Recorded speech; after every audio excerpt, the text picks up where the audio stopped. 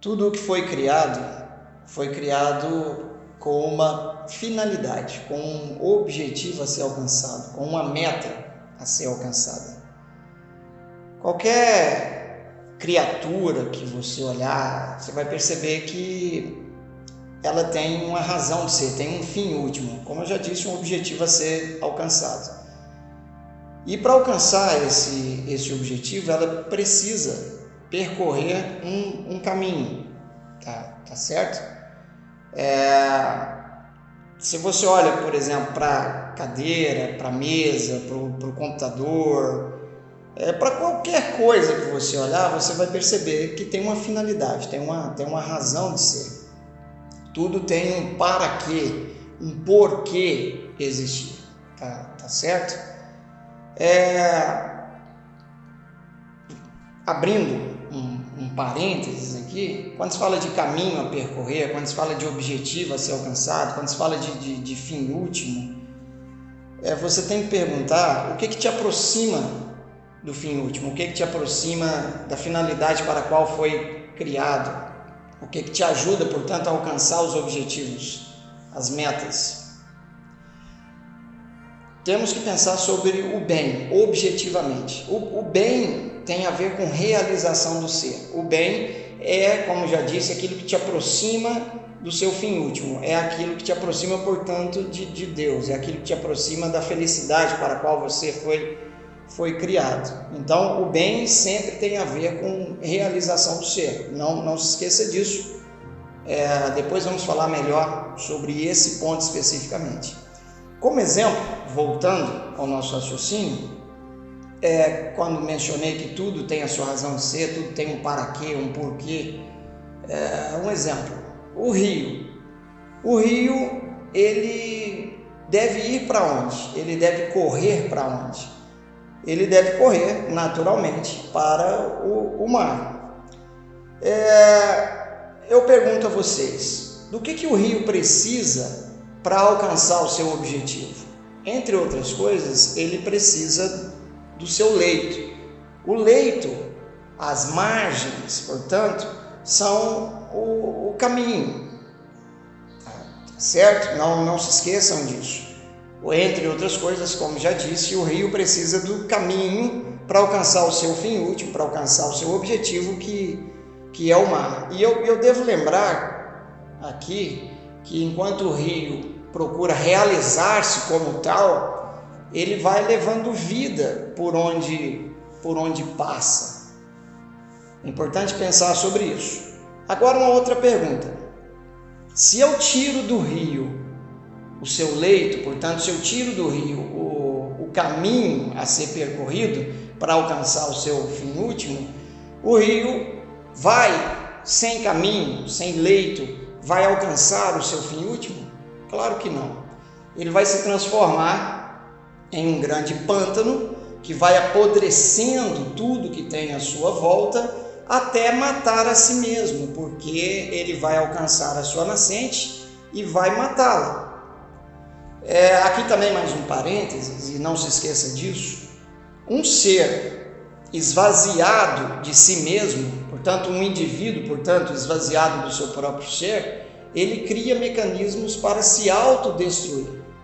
Não se esqueça disso. Quem sabe qualquer dia desse a gente faça um vídeo para descer a detalhes em relação a isso. Mas não se esqueça, um indivíduo esvaziado do seu próprio ser cria mecanismos para se autodestruir. Quando eu mencionei o rio, com o seu leito, com o seu caminho a ser percorrido, ele consegue realizar-se como tal, levando vida por onde passa. Mas lembra, se eu tiro dele o caminho, ele vira um pântano, apodrece tudo que tem à sua volta até matar a si mesmo.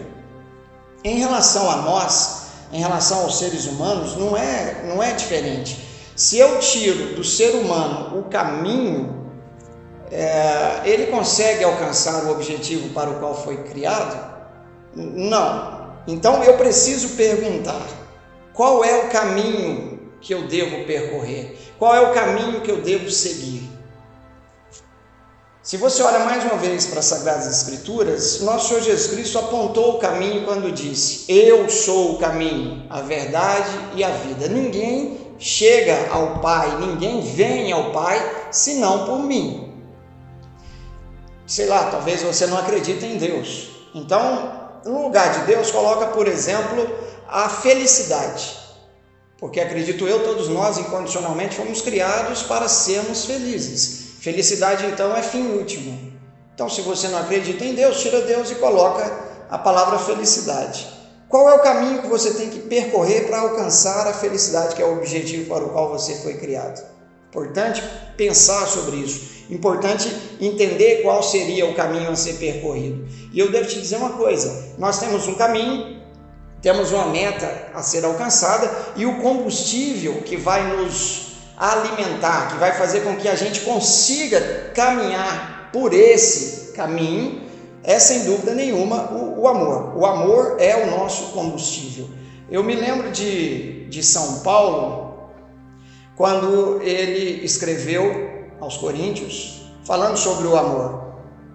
E ele dizia: ainda que eu falasse a língua dos homens ou a língua dos anjos, se eu não tiver amor, eu seria como um sino ruidoso ou como um símbolo estridente.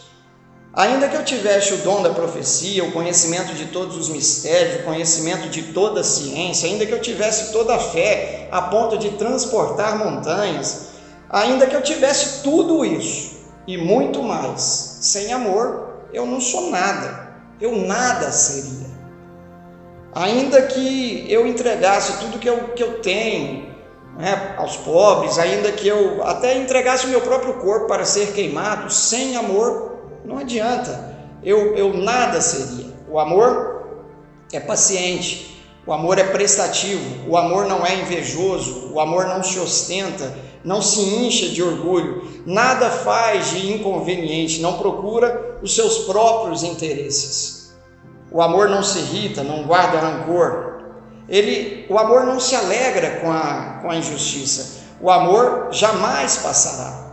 As profecias, elas podem desaparecer, as línguas podem cessar, a ciência também pode desaparecer, mas o amor não. Quando se fala de ciência, o nosso conhecimento, a nossa ciência, ela é limitada. Limitada também é a nossa profecia. Mas quando vier a perfeição, desaparecerá o que é limitado, o que é imperfeito. Agora, portanto, permanecem essas três coisas: a fé, a esperança e o amor. A maior delas, porém, é o amor. Sem amor nada somos. É impossível caminhar sem ele. Como eu disse, o amor deve ser o combustível a nos alimentar, a nos mover. Os gregos já diziam: o amor é a força que move todas as coisas, e as move no sentido de uma unidade. Não se esqueça disso, o amor nos une, o ódio nos dispersa. O poeta, talvez como ninguém, consegue perceber a realidade com uma profundidade muito maior às vezes.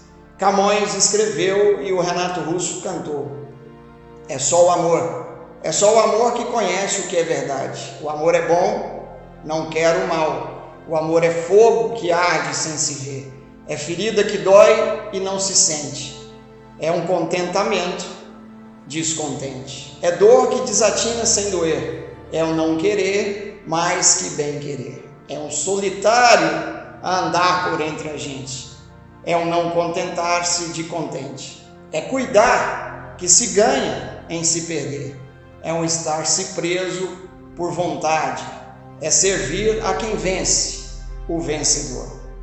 Eu estou acordado, mas os outros dormem. Agora vejo em partes, mas então veremos face a face. O amor nos faz buscar e conhecer a verdade. O amor nos transforma. Como já disse, o amor é que deve nos mover. E aqui eu me refiro ao verdadeiro amor. A gente já falou sobre isso.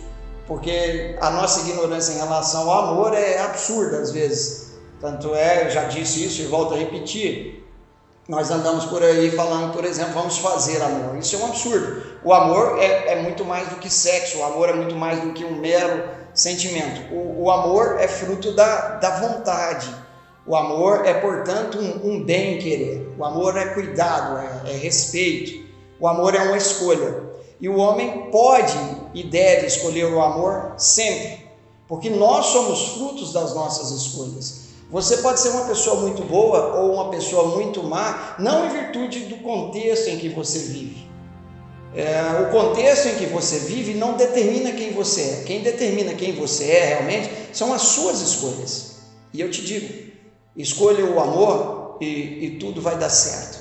O verdadeiro amor é o caminho. Como já foi dito, Deus é o ponto de partida. Deus também é o ponto de chegada. Jesus Cristo, nosso Senhor Jesus Cristo, é o caminho. Deus feito homem, portanto, é o caminho. Agora eu pergunto para você, e o repouso? Nós já falamos sobre o ponto de partida, já falamos sobre o caminho, já falamos sobre o ponto de chegada. Mas e o repouso? E o repouso na meta alcançada? Ou seja, onde o homem encontrará o repouso? Onde o homem poderá descansar e dizer, bom, cheguei, foi para isto que eu fui criado. Porque você lembra? Tudo que foi criado com uma finalidade, com um fim último, com um objetivo a ser alcançado. Em relação ao homem não é diferente. Para que o homem foi criado? Para que você foi criado?